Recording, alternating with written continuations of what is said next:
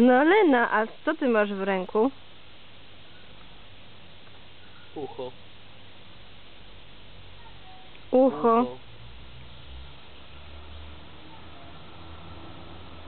To gdzie jest nosek? Tata, jak się zbliżysz, to ona u ciebie pokaże.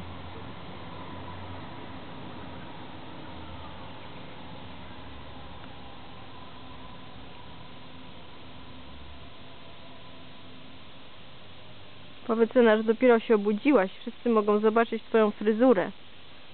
To jest dopiero.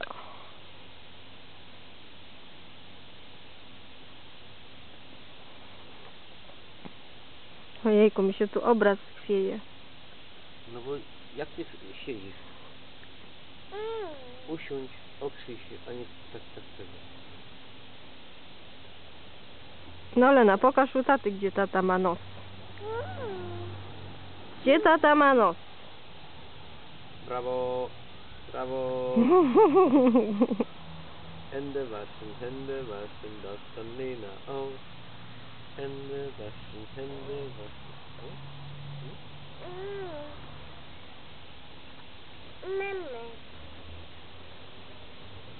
Tata weźmie od mamy ten... Hände waschen, das kann Lena gut.